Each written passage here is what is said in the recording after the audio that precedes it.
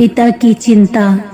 शमशान से लौटते वक्त बेटे ने फिर से गर्दन घुमाई, एक बार पीछे देखने के लिए। बाप की चिता की सुलगती आग देखकर मन भर आया।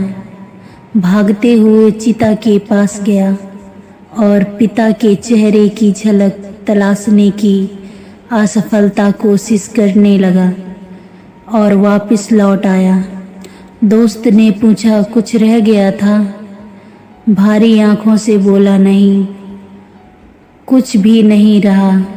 जब तक अर्थी पर थे तब तक ऐसा लग रहा था कि अभी उठेंगे और बात करेंगे, डांटेंगे, मगर चिता के हवाले होते ही सब कुछ खत्म हो गया। कुछ भी तो नहीं बचा, अब तो सन्नाटा सा रह गया है।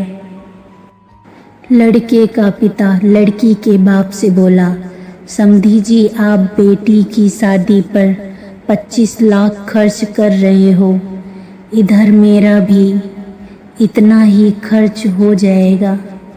मैं चाहता हूँ बेटे को 25 लाख में टाइल्स का धंधा खुलवा दूँ और शादी हम कोर्ट में कर दें। आपके पूरे 25 लाख बच जाएंगे और मेरे पैसे से बच्चे को रोजगार मिल जाएगा। लड़की का बाप बोला, लोग क्या कहेंगे? लड़के के पिता ने कहा, लोग कुछ नहीं कहेंगे, बस 4 दिन बात बनाएंगे, फिर चुप हो जाएंगे। काफ़ी देर सोचने के बाद लड़की का पिता बोला, ठीक है समधी जी, मैं 10 लाख रुपए बेटे के नाम एफडी करवा देता हूँ। मुसीबत में दोनों के काम आएंगे।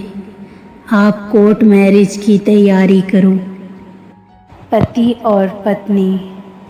पति पत्नी का रिश्ता रक्त का नहीं, फिर भी सबसे गहरा रिश्ता होता है।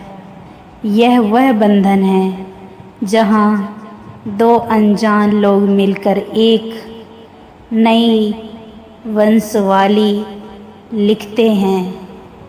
माँ बाप हमें जन्म देते हैं, पर जीवन साथी हमें दूसरा जन्म देता है, जहाँ हम अपने असली रूप में जीना सीखते हैं।